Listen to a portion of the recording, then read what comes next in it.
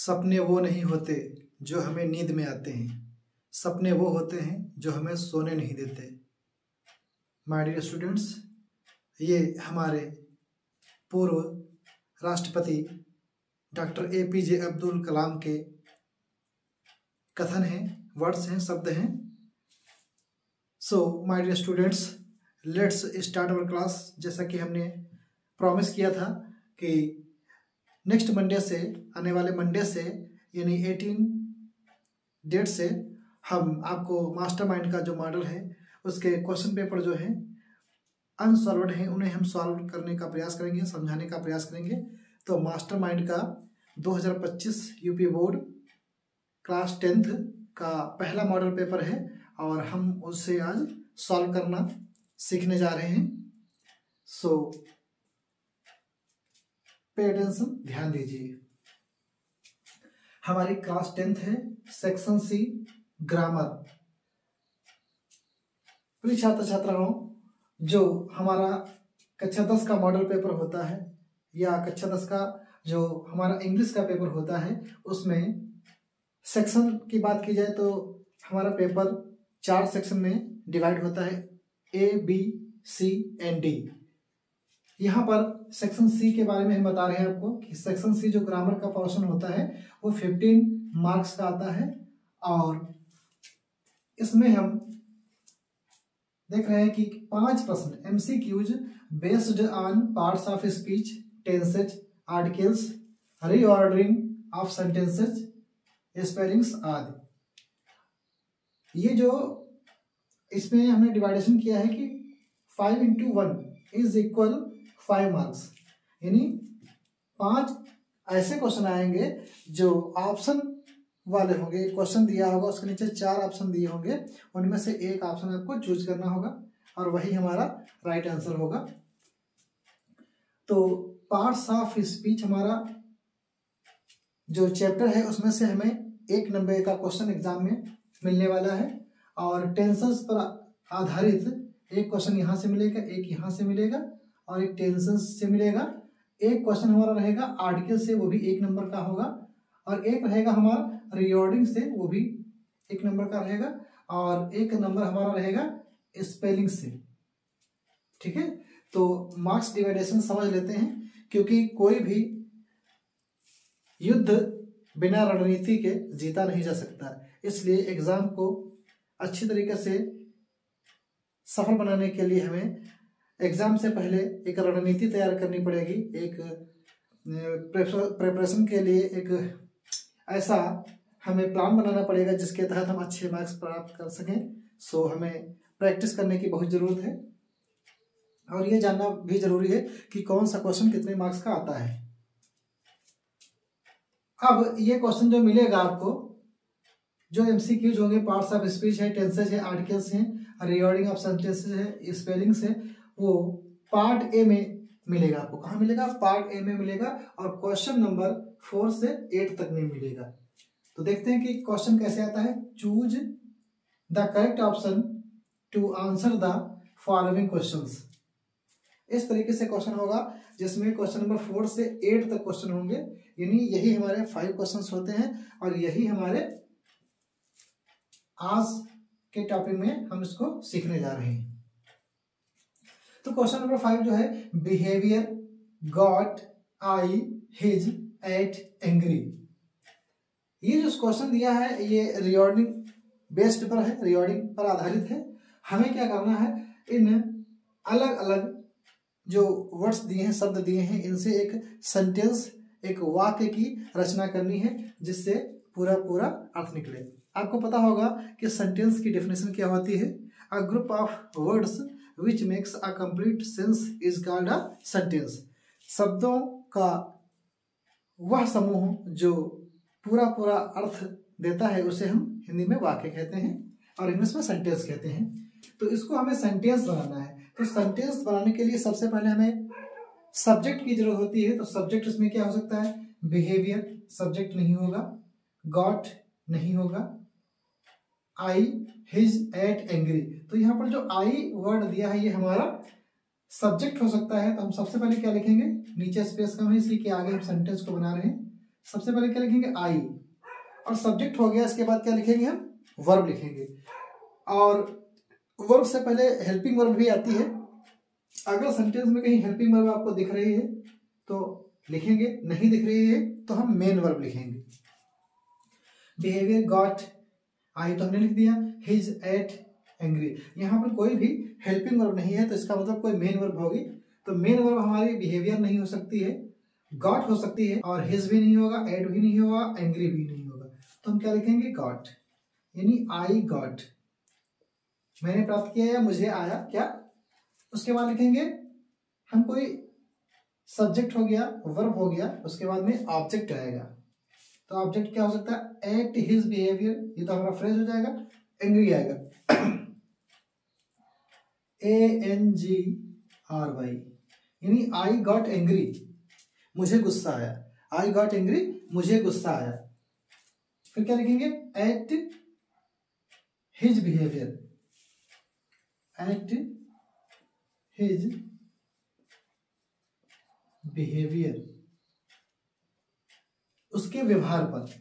I got angry, मुझे गुस्सा आया, एट हिज बिहेवियर, उसके व्यवहार पर, मुझे उसके व्यवहार पर गुस्सा आया। अगला सेंटेंस है question number 5, dot dot dot यानी खाली जगह है, लायन इज फिर खाली जगह, किंग ऑफ फिर खाली जगह, जंगल। तो इसमें हमें 4 ऑप्शंस हमने यहाँ पर लिख रखे हैं। यहाँ पर 4 ऑप्शंस हमने इसलिए नहीं लिखे क्योंकि हमारे पास व्हाइट बोर्ड में स्पेस कम है, इसलिए हमने डायरेक्टली उसको बता दिया है, और जहाँ पर स्पेस है तो वहाँ पर हम लिख रहे हैं कुछ चीज़ों को। वहाँ पर जरूरी है समझाने के लिए ऑप्शन लिखना, वरना आप समझ नहीं पाएंगे। तो इसमें हमने लिखा है, पहला हमारा जो ऑप्शन है द ए एन, बी वाला ऑप्शन है ए द, सी वाला ऑप्शन है द ए एन, और डी वाला ऑप्शन है द। तो देखेंगे कौन सा क्वेश्चन, कौन सा इसमें पार्ट सही है। सबसे पहले क्या लिखेंगे, द लायन, अगर यहाँ चेक करते हैं THE द लायन इज, फिर क्या लिखेंगे, the king of the jungle, the lion is the king of the jungle. शेर जंगल का राजा होता है, ये आपने कहावत सुनी होगी, शेर जंगल का राजा होता है। अब जब शेर कोई भी शेर हो तो वो हमारी कम्युनिटी जाति में, एक ही जाति में आ जाता है। तो आर्टिकल द वहां पर भी लगता है जब पूरी जाति की बात बताई जा रही होती है, पूरी क्लास की बात बताई जा रही है। इसलिए लायन से पहले हमने द आर्टिकल लगाया, the lion is the king.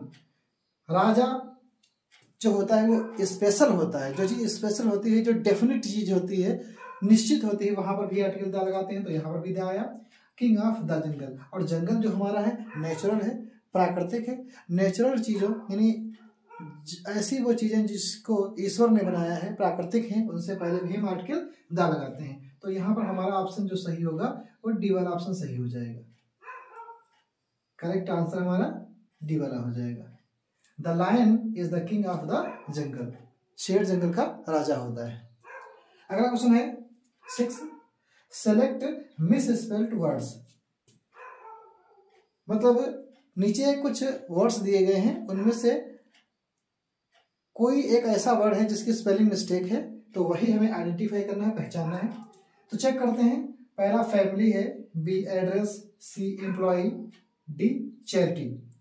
तो फैमिली में होता है परिवार, FAMILY, फैमिली की स्पेलिंग सही है, तो ये ऑप्शन हमारा नहीं होगा।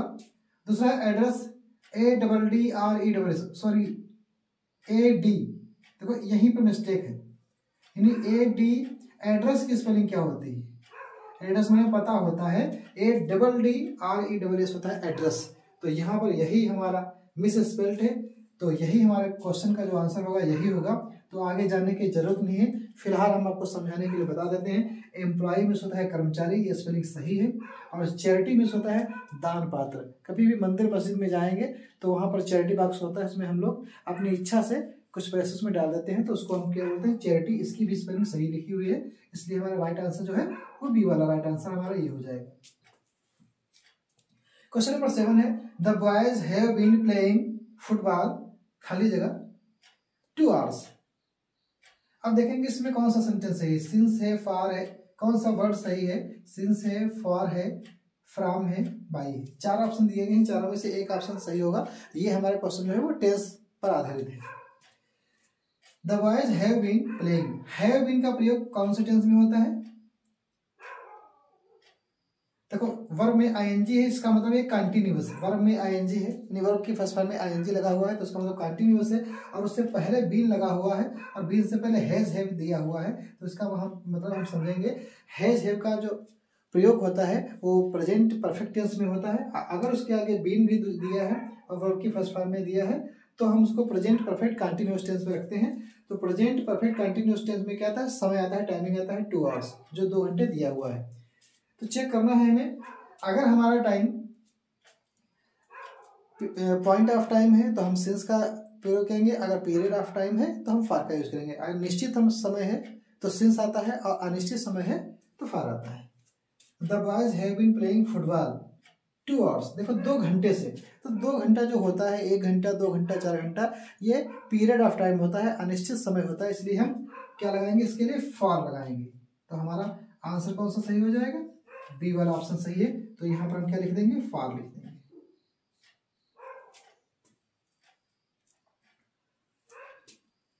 यहाँ पर हमने इसको बॉक्स बना देते हैं समझने के लिए, क्या हमने फिलअप किया था आपको पता नहीं चलेगा, इसलिए इनको हम बॉक्स में बंद कर रहे हैं।